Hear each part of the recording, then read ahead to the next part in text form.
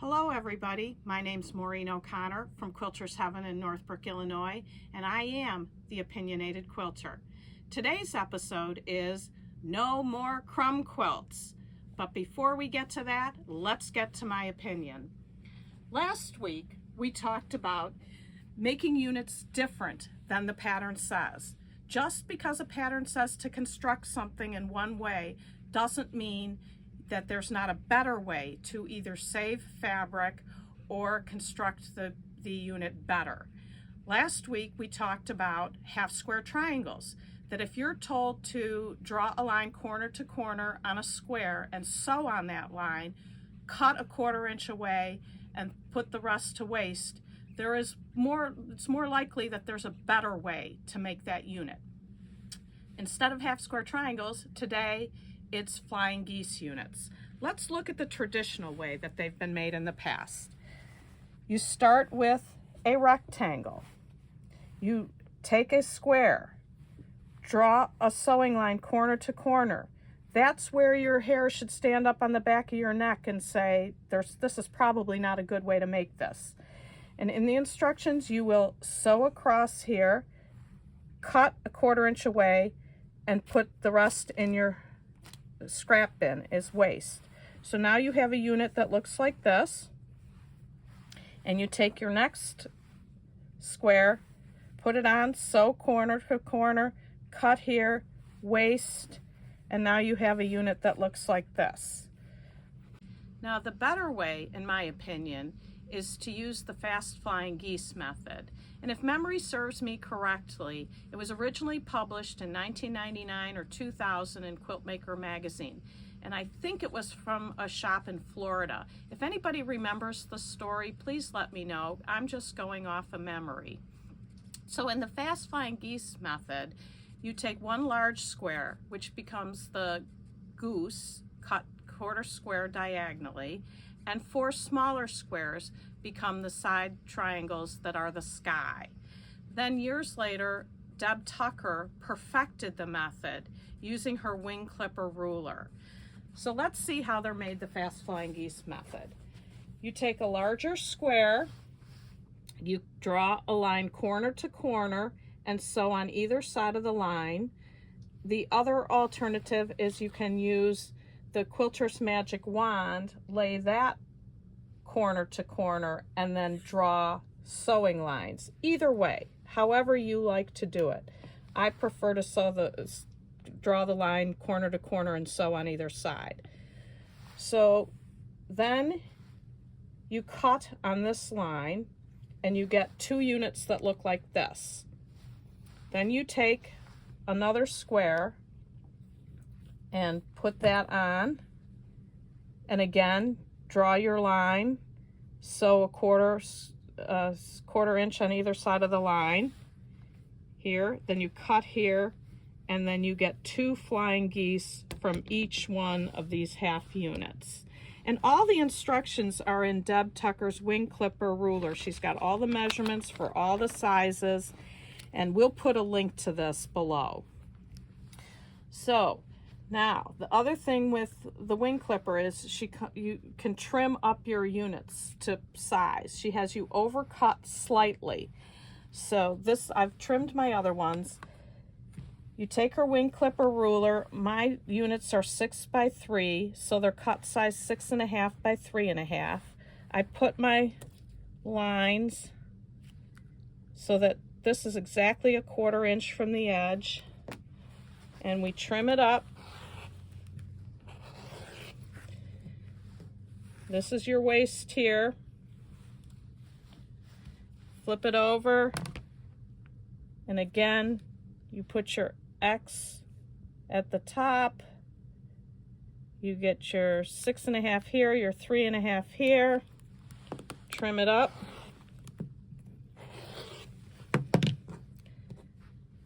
Waist. So from my 4 flying geese here, the fast flying geese, that's my waist there. From the traditional method, this is my waist here. And there's an additional benefit to using the fast flying geese method. I purposely used striped fabric so that you could see this, and it works on directional fabric as well. if you look at the traditional method, you can see that some lines are horizontal and some lines are vertical. You can never get them all lined up unless you cut some of your rectangles across the width of the fabric and some horizontally on the fabric, and cut these in opposite directions. Much easier to use the fast flying geese method, and then you can lay them out either all vertically like I did, or you can lay them out all horizontally. You just have to turn them around. So you've got the added benefit of directional fabric ease of laying out. You have way less fabric waste than the traditional method. And when I say less waste, you're also talking using far less fabric. I have a 12 block quilt here, and doing the math, you use 3/4 to 7/8 of a yard less just on this small quilt. Think if you do big quilts or many quilts over time, it can add up to yards and yards and yards of fabric less. So in my opinion, the fast flying geese method is a much better way to go. That's it for my opinion. Let's move on to today's episode. No more crumb quilts. What is a crumb quilt? A crumb quilt is when you take all the scraps in your scrap heap and just sew them together willy-nilly, Hanukkah fabric to Halloween fabric to a sweet pink floral to a brown plaid, and sew them all together and put them into a quilt. Why would I be against using my scrap heap? Let me think. 'Cause they're ugly? Put crumb quilt into the search bar on YouTube and you will see many, many, many videos on crumb quilts. Can you find any that they're attractive? I did in fact find 2, but you can hardly consider them crumb quilts. The ladies from Missouri did a crumb quilt video, and Mom did in fact do a crumb quilt, and as expected, it was ugly. Daughter and daughter-in-law didn't use scraps. They used pre-cuts, and actually 2 very lovely quilts that the girls made. But they made more scraps to go into the scrap heap for Mom to use for more crumb quilts. Hardly can be considered a crumb quilt if you're using pre-cuts and not your scraps. So, what is my alternative to a crumb quilt? We go back to last week's quilt, the world's greatest scrap quilt. Chip off the old block from Teacher's Pet. I can't urge you enough to go to your local quilt shop and ask for one. In her instructions, she gives the 2.5-inch strip version.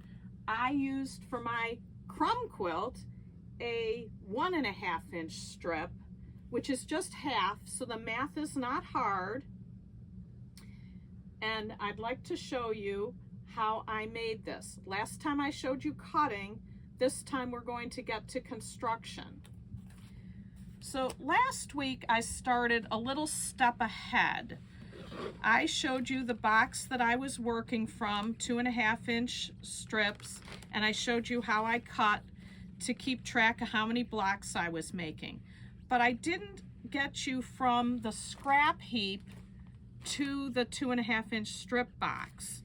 So the first step prior to pulling your strips that you're going to start making the quilt from, you have a scrap heap. And you have things that were pieces from other projects. And you have just little leftover pieces. And here's from another project that's sewn together. Here's just a small little leftover piece. Here's some 10-inch squares that were not used. So there's all kinds of different things in your scrap heap. So the first step is to cut these into the categories that we use. And I use, and you can use different sizes, but I use 2.5, 2, and 1.5. So I would press these. I would would take the seam ripper and I'd pull these apart. This is a good job to do in front of the TV at night. So after you press them, then you cut them into their categories. And I have full width of fabric and not full width of fabric. So I use shoe boxes. Quite lovely shoe boxes, I might add. And I have 2.5 inch pieces, not full width of fabric. I have 1.5 inch pieces, not full width of fabric. I also have full width of fabric, 5-inch squares. Whatever categories you want to use, these are the categories that I use. So when I'm ready to make a scrap quilt, crumb quilt, I go to my big box and pull out things that I think will match, and then I do the cutting as I showed you last week. So now I have cut the squares. I have aimed for 99 blocks so that I could set them 9 by 11. So I have the squares, I have the smallest of the rectangles, the medium rectangles, and the largest rectangles, which all the cutting instruction numbers are in the pattern. Although these are 2.5, these are half the size at 1.5.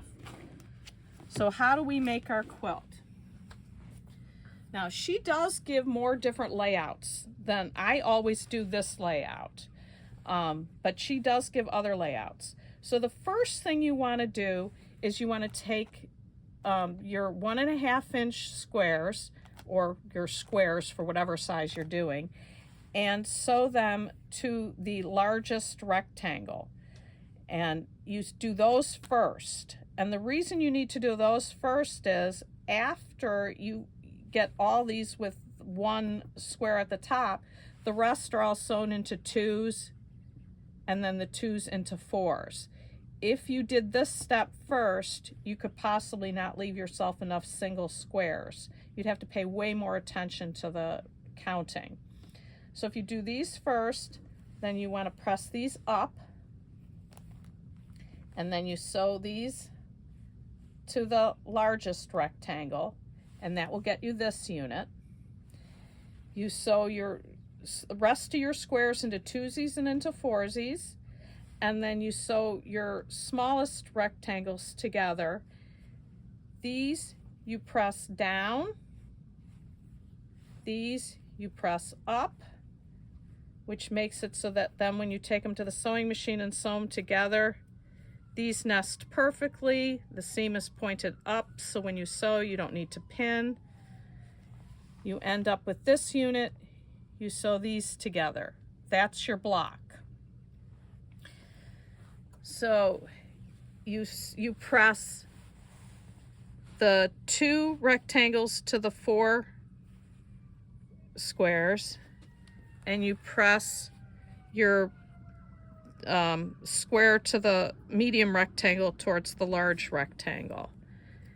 And I made 4 blocks here to show you, and you have 1 vertical, 1 horizontal, and then your next row it flips. This is horizontal and this is vertical. And if you look at this, I think that's going to be quite a nice quilt, good for a male, and it uses all of your scraps.